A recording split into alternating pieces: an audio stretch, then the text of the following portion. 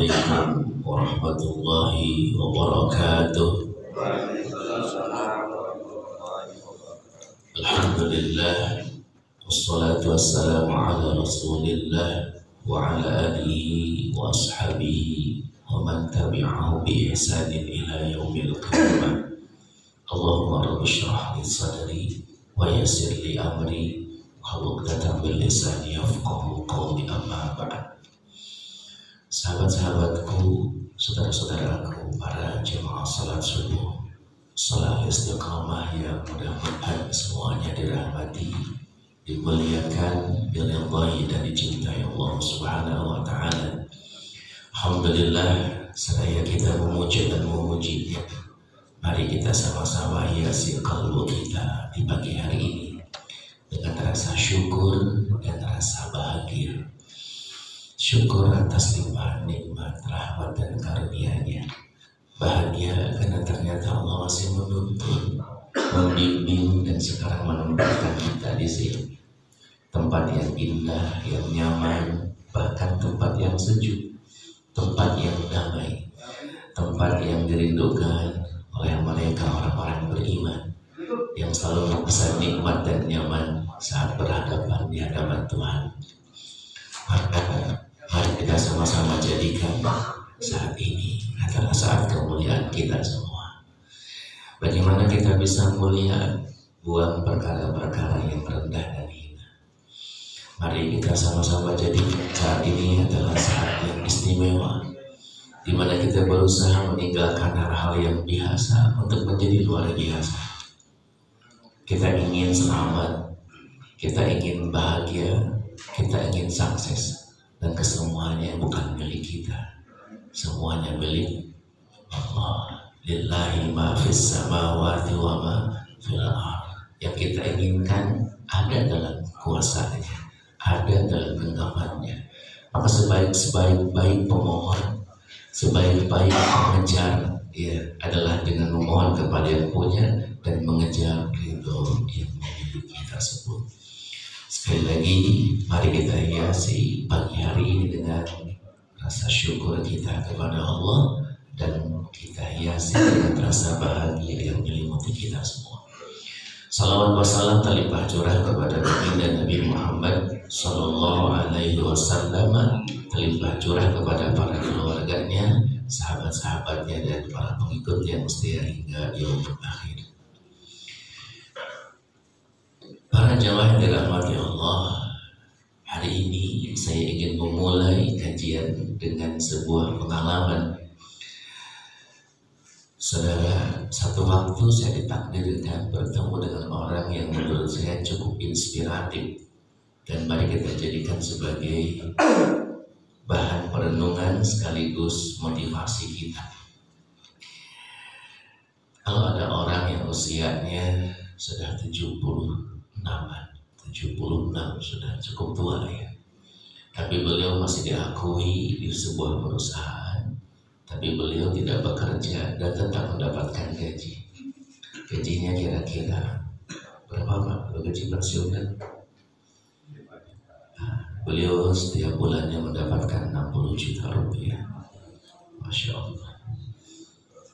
Halo.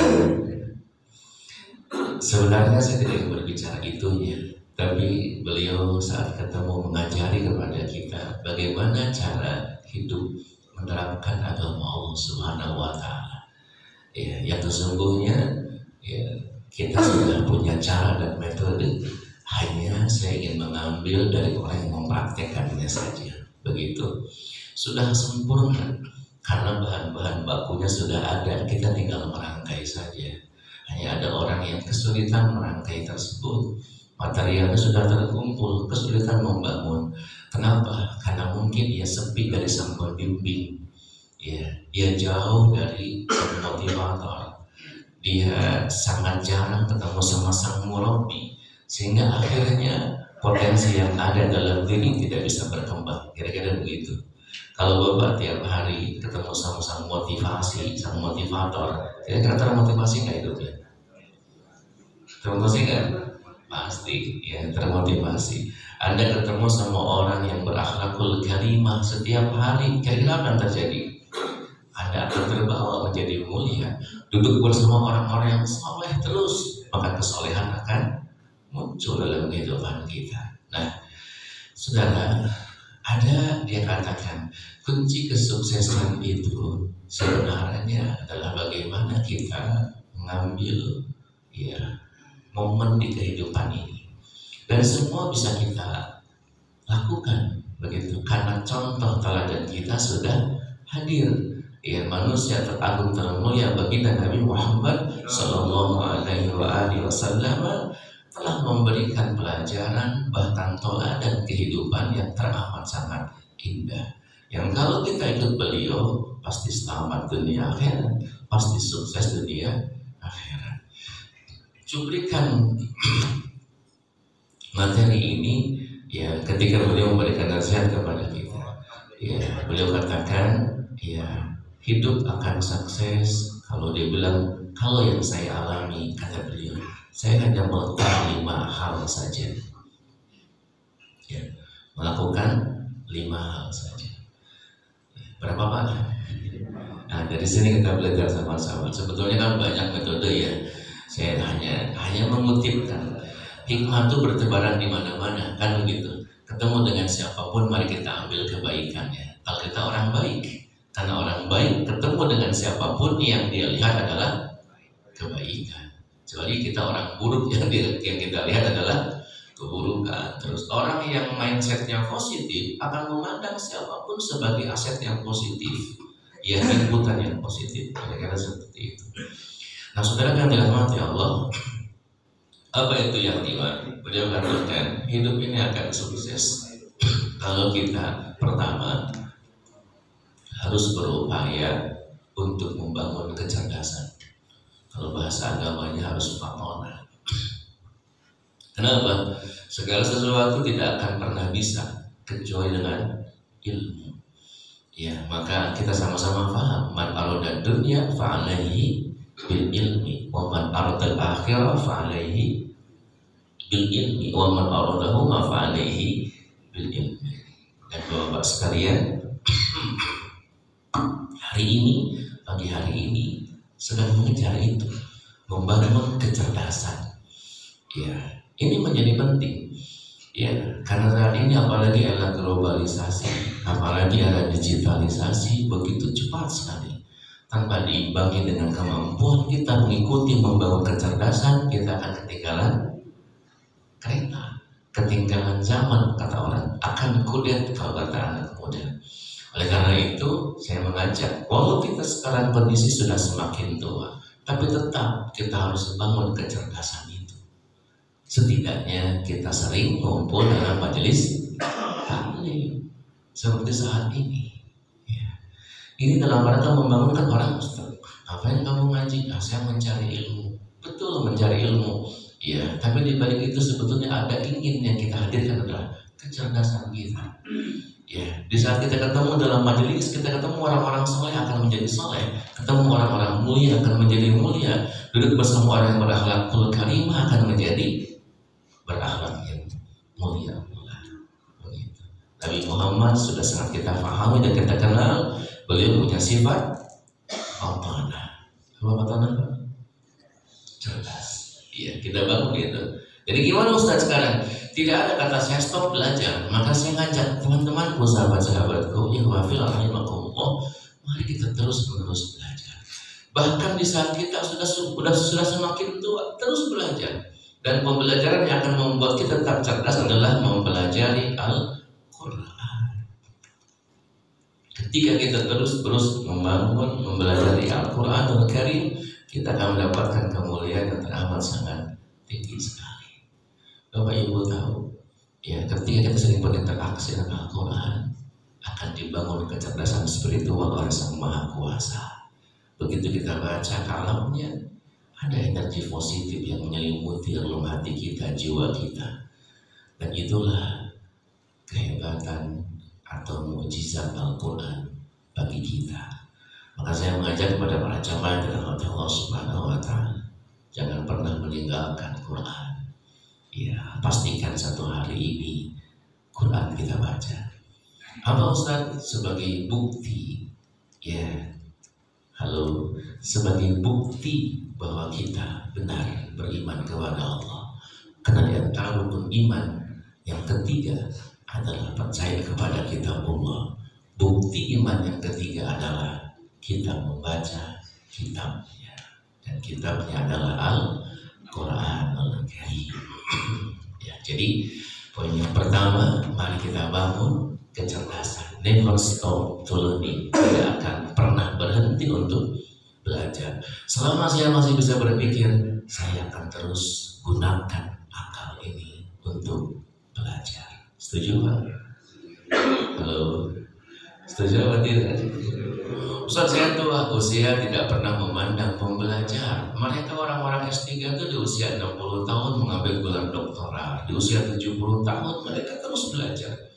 Ya, hanya mereka dengan resmi, sehingga ada gelarnya. Kita nggak resmi, Ustaz, nggak perlu gelar. Memang nggak perlu gelar kalau memang kita nggak membutuhkan itu. Ya, tapi bagi para saintis, ya gelar menjadi sesuatu yang akan menjadi evaluate dia, nilai kehidupan dia. Jadi poin pertama adalah mari kita bangun kecerdasan kita. Jangan pernah berhenti untuk belajar, dan belajar kepada siapa saja. Kita bisa learning by doing. Bagaimana kita belajar sambil bekerja? Ya, kita bisa belajar kehidupan dari siapapun. Terkadang kita belajar sabar dari orang-orang yang saat ini sekarang kondisinya susah. Ya, saya kalau pas lagi di rumah sakit itu di dekat ruang ICU, sebentar ada nangis ternyata meninggal dunia. Ada seorang keluarga dianugerahkan anak yang mengalami cerebral palsy gitu ya, yang jadi otaknya bermasalah, jalannya nggak bisa bergerak terus aktif, dan mereka subhanallah, saya ketemu sama orang yang dianugerahkan 3 orang anak, dan ternyata anaknya semuanya autis. Mereka begitu sabar, iya, mereka begitu luar biasa gitu. Padahal saya, kalau pembelajaran kita adalah bangun kecerdasan, jangan kemudian ya membangun kecerdasan itu bukan berarti nilainya harus A kalau kuliah gitu ya. Tapi kita bisa mengambil nilai positif dalam kehidupan ini. Halo, ya ini poin yang pertama. Kita masih punya 4 poin lagi. Saya lewati, sudah anggap selesai lah poin yang pertama. Yang jelas, mari kita terus menerus belajar. Sepakat kan? Jangan pernah berhenti. Ada buku kita baca. Sekarang bukunya bisa bicara sendiri, namanya video. Ya, cuma kita baca buku. Sekarang bukunya yang berbicara. Ya, dulu saya mikir, ya susah mencari bab. Sekarang tinggal klik search bab apa, tinggal keluar. Saya malas baca, tinggal bukunya yang berbicara sendiri. Begitu. Halo.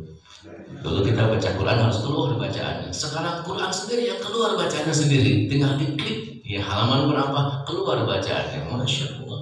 Ya begitu gampangnya sekarang. Era digital ini membuat semuanya menjadi mudah. Walaupun seringkali orang terlena karena bukan iman yang didahulukan, tapi hawa nafsu yang ia dahulukan. Selanjutnya ada beliau, ya ketika beliau bercerita tentang kesuksesannya, ya, setelah kecerdasan, yang kedua adalah kejujuran atau sidik, kata dia bilang.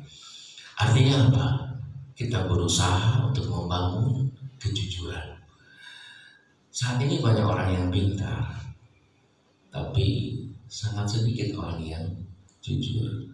Kejujuran ini akan membuat kita dipercaya oleh orang lain, sehingga transaksi, bisnis, ya semuanya ada dalam sebuah kejujuran. Ya, dan ternyata sikap ini sikap yang sangat mahal, ya, dalam kehidupan kita. Bagaimana kita membangun ya kredibilitas diri kita ya di hadapan orang, bisa kita bangun dengan cara tunjukkan sikap yang jujur, sikap sidik kita. Bagaimana kita selalu berkata benar, bagaimana ketika kita bersikap juga sesuai, ya, dan ini menjadi hal yang teramat sangat penting untuk kehidupan kita. Mereka yang membiasakan terus bersikap jujur akan menjadi habit yang sangat indah. apapun, karena semuanya akan mengandung risiko kehidupan. Risiko kehidupan ini akan ditanggung oleh orang, karena sekarang kita sedang berupaya untuk itu. Apapun yang kita lakukan, semua akan kembali kepada kita. Ya, Bapak mau nggak jujur, mau jujur, kembali kepada kita sendiri. Betul apa tidak? Kita mau baik, mau nggak baik juga sebenarnya kita yang menerima akibatnya. Ya, walaupun terkadang ada efek kepada orang lain, iya, efek keburukan kita. Maka kalau saya boleh mengajak dari saya dan jemaah sekalian, sekarang saatnya kita beramal soleh. Ustaz, saya nggak bisa beramal soleh. Kalau saya nggak bisa beramal soleh, setidaknya saya jangan maksiat di hadapan Tuhan. Begitu. Ketika saya belum bisa berbuat baik, ya saya jangan berbuat buruk. Itu sudah cukup buat kehidupan kita. Ketika saya tidak bisa menolong orang lain, ya jangan merugikan orang lain. Itu tuh sebenarnya adalah standar minimal keislaman kita. Karena Nabi menyebutkan al-muslimu man salimal muslimuna min lisani wa yadi. Orang Islam itu sebenarnya adalah mereka yang ketika hadir dalam kehidupan, ia tidak pernah merugikan orang lain dengan lisannya dan dengan perbuatannya. Ketika saya tidak bisa memberikan manfaat, kalau sudah bisa memberikan manfaat itu menjadi khairun nas. Ya. Tapi ketika saya tidak bisa memberikan manfaat kepada orang lain, setidaknya saya tidak merugikan orang lain. Kalau saya tidak bisa menyanjung dia, tolong jangan melukai dia. Itu saja sebenarnya. Konsep orang Muslim menurut Nabi Muhammad adalah al-muslimu man salimal muslimuna min lisani wa yadi. Orang Islam itu adalah mereka yang orang Islam yang lain selamat dari gangguan lisannya dan tangannya. Begitu. Ya, jadi kembali kepada poin yang kedua, bagaimana kita ya mengembangkan kehidupan kita. Pastikan apa yang saya lakukan ini dengan shadiq, dengan benar, dengan jujur. Tapi di poin yang kedua, sudah sampai poin yang kedua, kata keempat kira-kira. Namanya pembelajaran ya Bang. Bisa jadi metode ini salah. Ya, tapi saya ingin mengambil poin-poin tentang bagaimana yang dia praktekkan dalam kehidupan dia. Kemudian yang ketiga, nah ini ketika Anda ingin menjadi orang yang sukses, ya, Anda harus mengambil momen. Setiap hari momen itu ada, peluang itu muncul, nggak mungkin enggak. Tinggal kita ambil. Artinya apa? Ada spirit yang luar biasa untuk sukses, untuk menang. Begitu pagi ini saya bangun, ini momen kehidupan saya. Apa yang saya lakukan di jam pertama saya bangun? Oh, saya tahajud. Kenapa? Ambil momen itu. Ya. Kemudian habis subuh apa nih? Ini momennya, kita ambil begitu. Ya. Sehingga banyak orang sekarang, padahal dia punya momen. Ya, apa momen bahasa kitanya ya? Kesempatan lah ya, gitu ya. Kesempatan, ya. Dan ini adalah perkara yang teramat sangat mahal teman-teman sekalian. Tapi banyak orang kemudian mengabaikan kesempatan tersebut. Padahal begitu dia ambil akan menjadi rangkaian tinta-tinta emas kehidupan dia sebenarnya. Cuma dia kemudian tidak mengambilnya. Begitu. Kenapa nggak mengambilnya? Karena ia lebih suka menuruti rasa malas. Gitu. Begitu. Ada momen yang baik saat waktu duha, harusnya dia salat duha. Momen yang baik dia ada bisa untuk salat sunnah isyraq, ya, atau sabhat duha, duha awalan hanya 2 rakaat saja. Dan itu ketika dirangkai dengan subuh berjamaah, dia akan pahala haji dan umroh. Ya, ambil momen itu teman-teman sekalian. Oh, ketemu sama si A, ternyata dia seorang pebisnis. Ada sesuatu yang bisa kita ambil dan kita bisa belajar dan jadikan momen itu. Ya, peluang itu selalu hadir. Ya, dan peluang akan bermanfaat bagi mereka yang menggunakannya, yang memerlukannya, bahkan yang merindukannya. Dan peluang kehidupan selama kita hidup pasti akan selalu datang kepada kita. Maka sukses adalah milik mereka yang ketika dia sadar dia masih hidup dan dia gunakan untuk menggapai kesuksesan tersebut. Timbul pertanyaan besarnya, Ustaz, sebenarnya kata sukses itu milik siapa sih? Kalau bagi orang Islam, sukses itu adalah milik semua orang Islam yang ikut Allah dan Rasulnya. Hanya itu teman-teman. Sukses itu bukan orang kaya. Kalau Bapak berpikir orang sukses orang kaya, sekarang saya mau tanya Bapak sekalian, halo, apakah orang sukses itu orang kaya? Manusia terkaya saat dulu sampai sekarang kira-kira siapa? Korun. Iya, Korun. Iya. Kalau saya tanya ke Bapak, apa Korun orang sukses?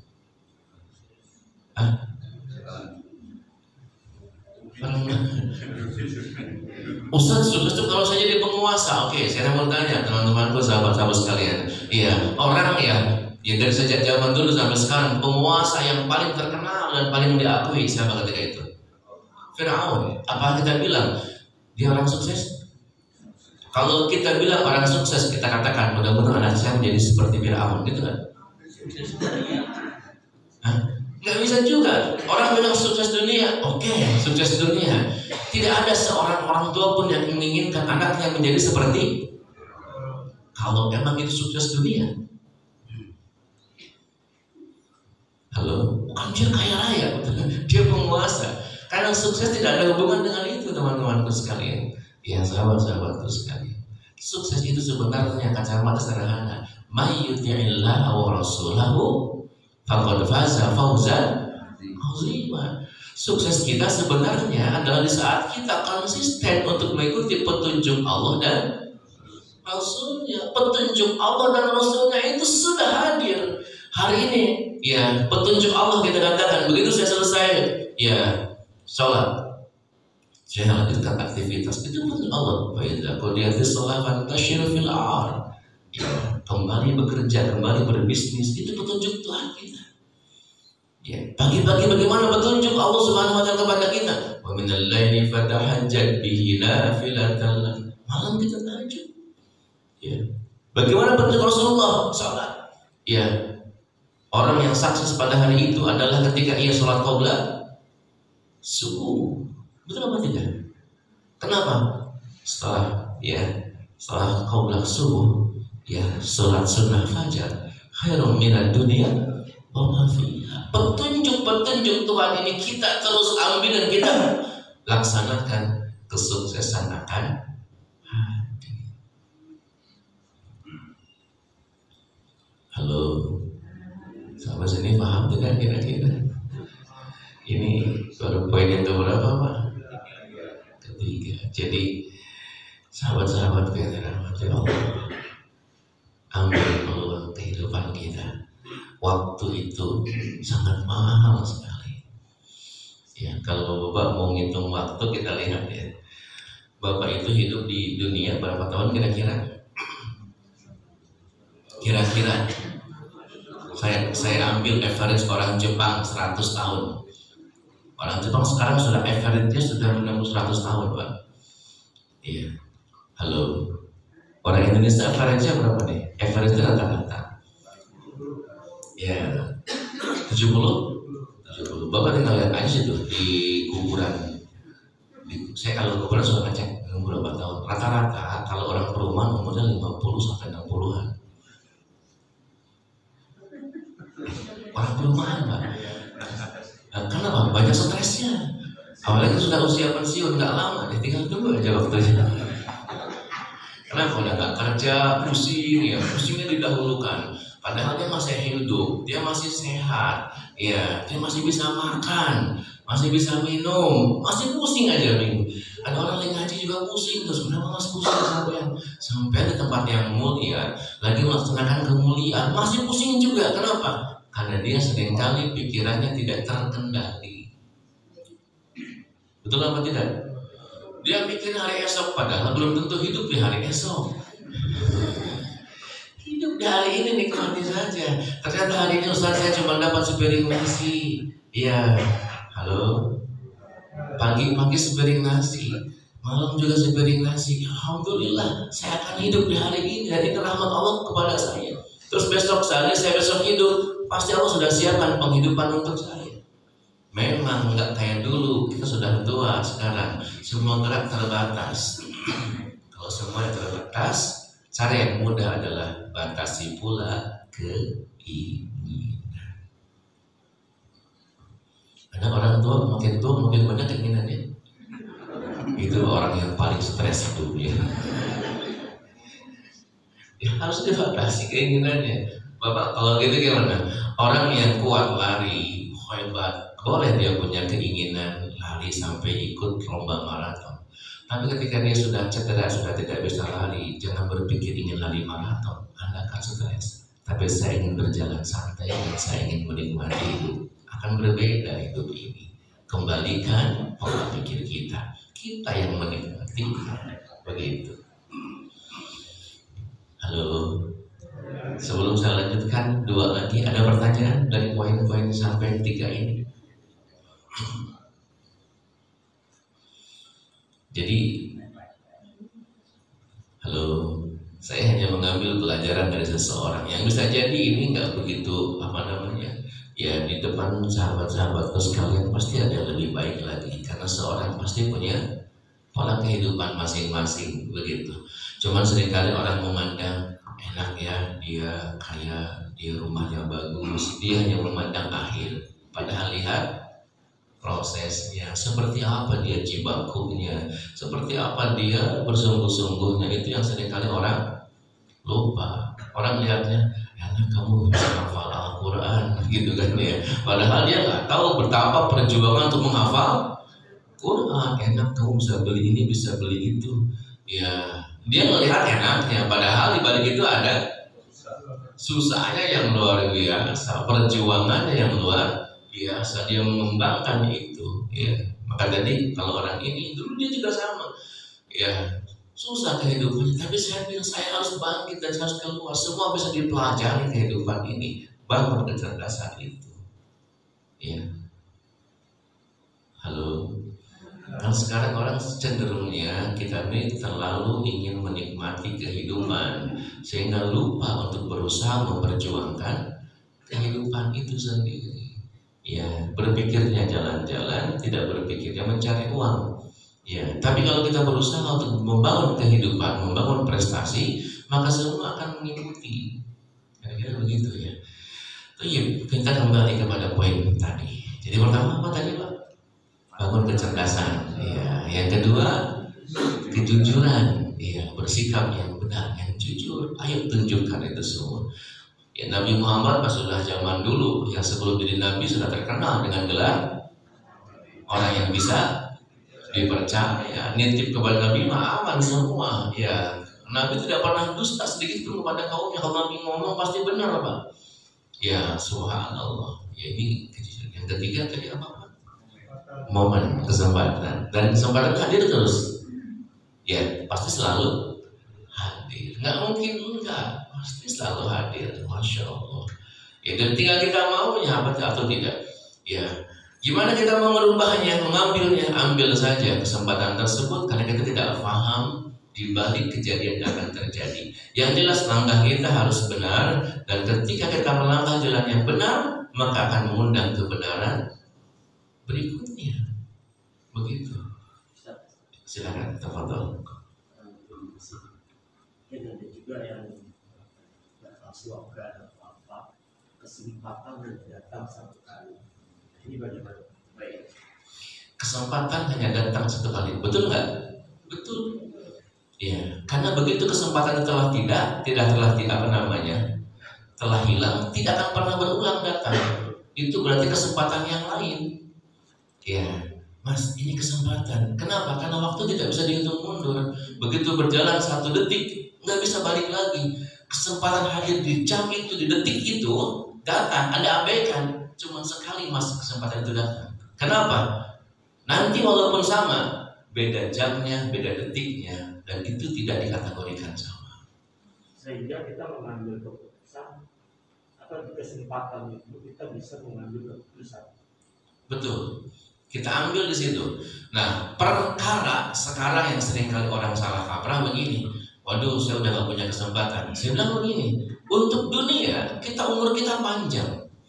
Ya, I'malid dunia kata Anda kata isu abadan. Kalau kau berbicara ingin menggapai dunia, ya umur kita akan panjang. Anggap hidup kita panjang sampai hidup selama-lamanya. Sekarang nggak dapat, masih ada esok. Saya punya kesempatan hari esok. Kalau ini nggak dapat, saya punya tahun depan. Kenapa?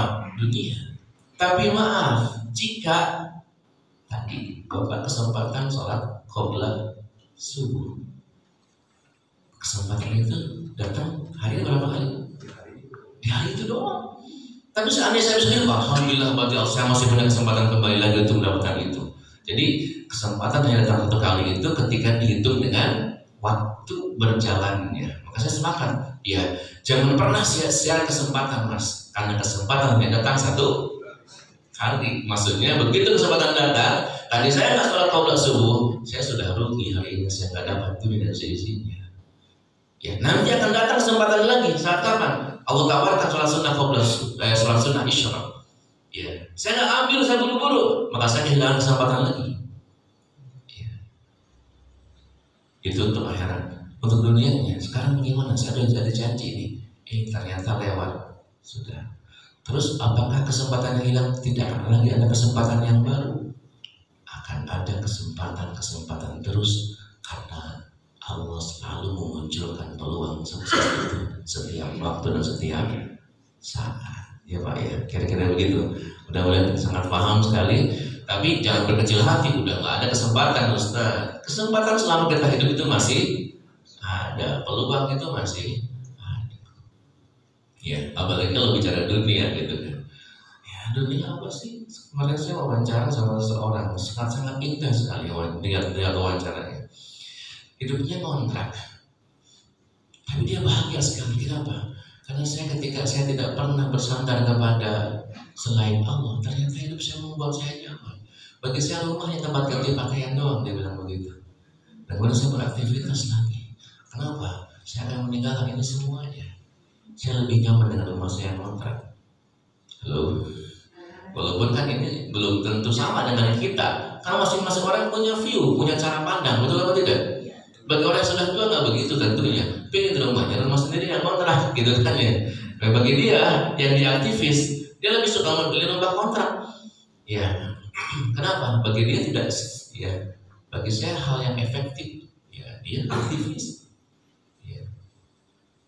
Halo. Kalau ada orang rumahnya megah sekali, membangun boleh. Keindahan milik siapa? Milik Allah. Bangun keindahan. Tapi kan kita harus paham bahwa semua yang kita bangun di sini akan kita tinggalkan. Kalau kita membangun dan tidak ada nilai manfaat untuk kehidupan hari esok, sungguh kita telah membuang energi yang teramat sangat besar sekali. Halo, sudah paham ini? Rugi banget kita membangun sesuatu yang tidak bermanfaat untuk hari esok. Energi kita keluar besar, finansial kita keluar besar, tapi nggak ada manfaat untuk hari esoknya. Hanya sekedar sesuatu yang akan kita tinggalkan.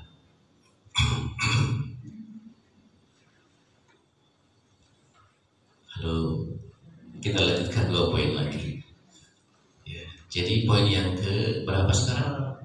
Keempat. Kata dia, nah poin yang keempat yang harus kita lakukan, apapun Anda, kata dia, kalau Anda mau sukses, Anda harus bermujahadah. Apa itu mujahadah? Bersungguh-sungguh. Dia cerita dulu. Orang lain sudah tidur jam 11, jam 12. Saya masih meeting sama Kapolri, ya, sama gubernur. Dia cerita begitu. Kenapa? Karena bagi saya sesuatu itu ketika saya sedang berjuang, saya harus sungguh-sungguh. Ya, kesungguhan itu ditunjukkan dengan effort kerja. Ya, dan memang harus seperti itu. Kesuksesan akan dimiliki oleh mereka yang sungguh-sungguh. Ya, pepatah Arab mengatakan manjada wajah Anda, siapa yang sungguh-sungguh pasti akan dapat. Betul apa enggak? Iya. Kesungguh-sungguhan yang logik. Ya, kalau kesungguh-sungguhan yang enggak logik, Anda enggak? Saya sungguh-sungguh ingin mengeringkan laut, mungkin kan? Itu enggak logis, gitu ya. Ya, artinya, saudara sekalian, kesungguhan yang memang terukur, ya, secara parameternya sudah ada, maka ya disebutkan walladzina jahadu fina. Nah, Nah, kesungguhannya gimana Ustaz? Ya, kesungguhannya adalah mereka yang berada di jalan Allah Subhanahu wa taala. Karena kita memang orang muslim, harus ke arah sana konsepnya. Ya. Ingat, 3 perkara dalam Quran yang menyebabkan orang tinggi derajatnya. Poin yang ketiganya adalah jahadu, orang-orang yang sungguh-sungguh bi amwalihim wa anfusihim. Dia gunakan jiwa raganya, harta bendanya untuk bersungguh-sungguh fi sabilillah, di jalan Allah Subhanahu wa taala. Sukses. Kalau di jalan Allah saja sukses, sudah pasti dunianya akan sukses pula, saudara. Mohon maaf, orang yang merasa sukses di jalan Allah tidak mungkin dia tidak merasa sukses dengan dunianya. Tapi kalau orang yang merasa sukses dengan dunianya, jangan pernah juga mengatakan saya sukses di jalan Allah, kan sangat bertolak-belakang. Orang yang selalu mengejar akhirat, dunia dapat, yang ngejar dunia akhirat nggak akan dapat. Orang yang mengejar yang maha mulia, kemuliaan biasa akan hadir. Orang yang mengejar yang maha kuasa, kekuasaan biasa akan datang. Maka ketika mereka sudah telah melewati batas-batas tersebut dan menuju sang maha segala-galanya, maka segala-galanya yang biasa akan mengikuti dia. Maka kalau saya boleh mengajak teman-temanku sekalian, terus menuju Allah saja. Nanti yang lain akan mengikutinya. Halo, saat ini maaf, ini hanya filosofi ya. Dunia itu kan ada kekayaan, betul Bang? Ada keilmuan, apalagi ada pangkat jabatan. Ini kan yang sering orang kejar, Pak. Ada lagi kedikjayaan, kekuatan, wah gitu ya, sakti mandraguna. Ya, apalagi pengobatan, dia bisa menyembuhkan. Anggap saja ada 5. Ini dunia Pak, yang punya kekayaan, punya ilmu, punya kesaktian, punya pangkat jabatan, dia punya ahli pengobatan, dia dapat itu semua, baru dapat dunia saja. Kalau dia cuma sampai di situ, baru sampai dunia. Lewati ini, menuju sini, apa ini? Menuju Allah. Ya. Jangan begitu sudah sampai tadi dapat poin yang 5 tadi ini, ya harta, pangkat, jabatan, dia sudah merasa berhasil. Itu cuma hiasan dunia. Kesuksesan kita terus harus sampai kepada Allah. Begitu. Halo. Mudah-mudahan kan kita sekarang sering ngaji ini gitu kan ya, sering thalabul ilmi. Allah akan treat kita menjadi orang-orang yang sukses. Jadi mujahadah. Orang-orang nonton TikTok terus sama YouTube, dia enggak. Dia belajar. Sungguh-sungguh itu sebuah perkara teramat dahsyat teman-temanku, sahabat-sahabatku. Dan itu dilakukan oleh siapa? Oleh siapa aja. Ya, saya pernah baca ada seorang motivator dunia, Umi Toha kalau tidak salah. Dia belajar membaca Qurannya dari usia 70 tahun. Dan 74 tahun dia hafiz Quran. Tidak ada kata saya nggak bisa. Ya, ketika kita melihat sebuah filosofi, Cikaracak ninggang batu, laun-laun jadi legok, itu kan filosofi. Kesungguhan setetes air menimpa batu, ya akan membuat batu tersebut lama-kelamaan menjadi berlubang. Ya. Padahal apalah artinya setetes air ya yang menimpa batu, tapi kan saat itu nggak ada efeknya. Nggak bilang, tidak bisa kita bilang ada efeknya. Kesungguhanmu hari ini berefek, walaupun belum terasa. Belum kelihatan. Setelah sekian puluh tahun akan terasa kelihatan. Kira-kira begitu. Saya tahajud terus, saum Senin terus, Senin Kamis misalkan.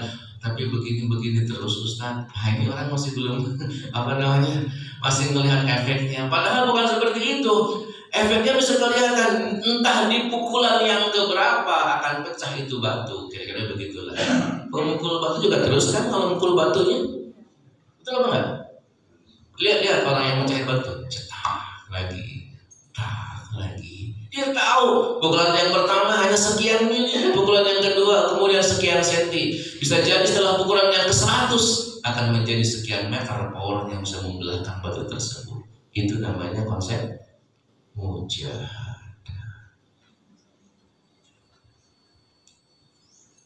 Apakah di dunia ini ada yang instan? Ada nggak? Ada. Mie instan.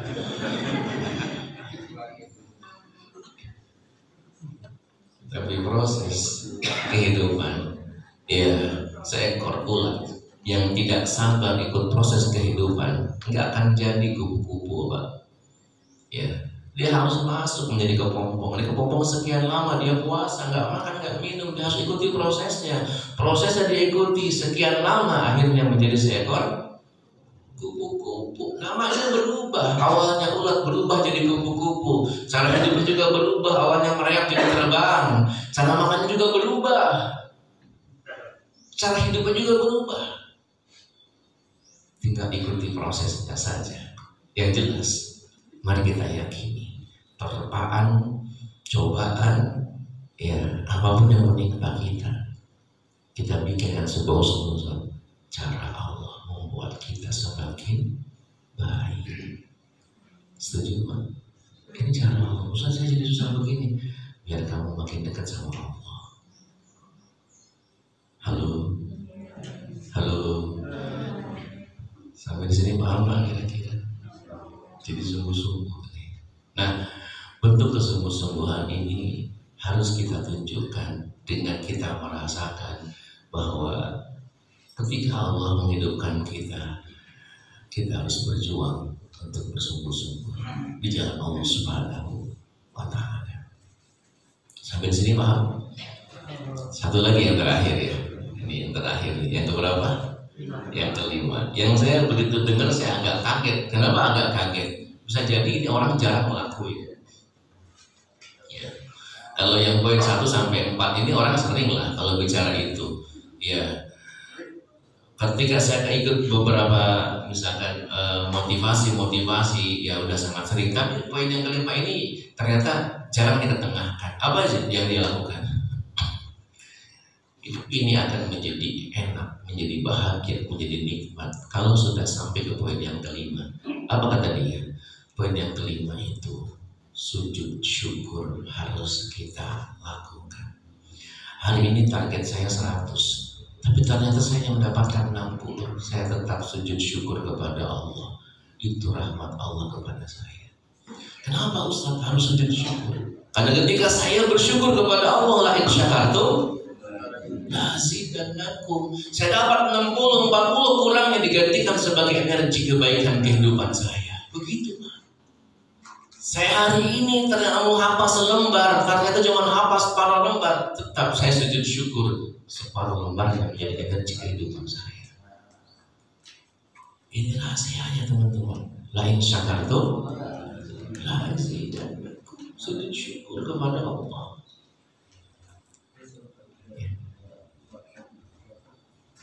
Halo, ya kan kita sering kali Bapak kalau Bapak udah syukur, udah gitu sujud juga, menurut Bapak orang ini gimana kira-kira? Kan orang itu sampai kepada puncaknya. Anda tahu ketika orang sampai pada puncaknya, kan puncaknya adalah ketika dia sampai kepada Sang Maha dekat dan sangat dekat sekali. Sampai kepada saat kapan Bapak? Saat sujud. Ya, wasjud wa qatarib. Ya, bersujudlah maka akan dekat dengan Allah Subhanahu wa Ta'ala. Dan saat terdekat seorang hamba saat kapan coba? Saat sujud. Dia sujud dan dia syukur, Masya Allah, begitu kan? Ya, pasti gimana kondisi kejiwaan dia? Damai, nyaman. Bapak tanya sama mereka ya, Mas, sampai ngapain? Saya habis sujud syukur. Kenapa? Kalau orang udah sujud syukur, Pak, biasanya keadaan kejiwaannya gimana? Tenang, damai, bahagia, itu. Ya. Berapa hari ini saya dapatkan, saya akan bersujud syukur kepada Allah. Kenapa? Ini pemberian Allah Subhanahu wa Ta'ala. Allahu Akbar.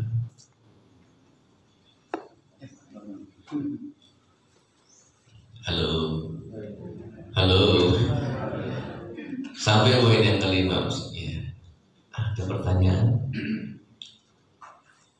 Sebentar, enggak? Dari kelima yang tadi disampaikan, bagaimana kita terkait dengan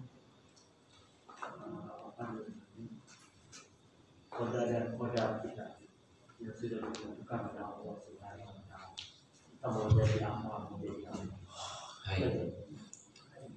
Hai lagi lupa. Baik, saudara. Halo. Ketika kita bicara ketetapan takdir, Allah Jalla wa'ala telah memberikan kepada kita pilihan. Setiap takdir yang tidak ada pilihannya, maka tidak akan pernah mengandung konsekuensi. Tapi ketika kita takdir yang ada pilihannya, itulah nilai amal yang dipertanggungjawabkan di hadapan Tuhan. Contoh, hari ini semua orang salat subuh. Ada yang ngaji, ada yang tidak ngaji. Itu pilihan bukan? Pilihan. Saat itu semua orang ada, mungkin mayoritas orang bangun jam 4:30. Ada yang sholat, ada yang nggak sholat. Pilihan bukan?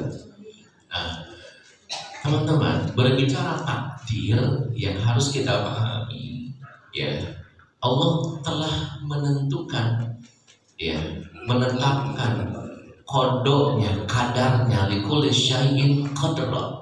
Itu yang disebut dengan sunnatullah, hukum Allah Subhanahu wa Ta'ala. Kesungguhan akan mengundang begini, kemalasan akan mengundang begitu. Takdir bukan? Takdir. Ya, sama. Kalau saya membakar kertas akan kebakar, takdir bukan?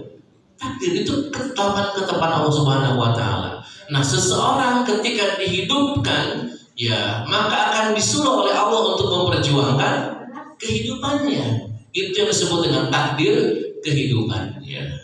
Nah, takdir yang ditetapkan seperti ajalnya, usia berapa tahun, nah itu mah, ya. Terus rezekinya Ustaz, rezekinya diberi banyak sama Allah, ditetapin, ya. Tapi orang itu, halo, nih saya ambil rezeki, tankinya banyak, disuapin sama Allah, tapi dia kerannya ditutup sama dia. Itu kenapa? Karena kotoran, karena maksiat. Itu gimana? Enggak, jadi dia banyak dapatnya. Kira-kira begitu. Ya. Nah, maka jangan melihat takdir ketika kita berpikir dengan proses, dengan usaha. Ya.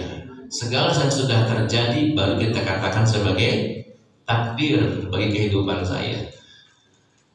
Bicara hidayah saja, saudara sekalian. Hidayah. Ya, kalau kita pahami, gitu ya. Jam berapa ini? 3 menit. Kan semua orang, Ustaz saya belum dapat hidayah, katanya begitu. Betul apa tidak? Hidayah itu udah sampai semua, Pak. Ya, hidayah itu kan membagi beberapa ustaz, ada yang membagi 5, membagi 4, membagi 3, gitu kan. Kalau saya ambil misalkan yang membagi 3 saja. Pertama, hidayah akal. Kan semua orang berpikir ini hidayah, Pak. Semua orang bisa berpikir itu adalah hidayah, itu hidayah akal yang Allah berikan. Yang kedua, irsyad wal bayan, dia bisa membedakan ini baik, ini petunjuk. Nah, yang ketiga ini yang sangat tinggi sekali, yaitu hidayah taufik, kemampuan mengikuti petunjuk Allah Subhanahu wa Ta'ala. Contoh, Bapak udah mengerti ilmunya, tapi kondisinya sedang stuck. Kemudian dikasih nasihat, oh iya mengikutinya, itu namanya dakwah. Begitu. Saya ajak orang untuk sholat, nggak mau sholat juga, gimana caranya dia? Dia tahu sholat itu adalah perintah. Di agamanya Islam, udah dapat hidayahnya, tapi taufiknya belum masuk. Gimana caranya kita? Ya udah, kita ajak ikut majelis zikir deh. Ngaji yuk, ngaji zikir. Ternyata dengan zikir tergerak hatinya, besoknya sudah mau sholat. Ini contoh perjuangan hidayah, perjuangan kehidupan. Ada takdirnya, betul. Ya, takdir yang bisa diperjuangkan, ada takdir yang tidak bisa dielakkan. Contoh Bapak misalkan ya, nih di jalan yang benar, lampu merah, baik, ya tiba-tiba di belakang truk remnya belum. Gimana tuh?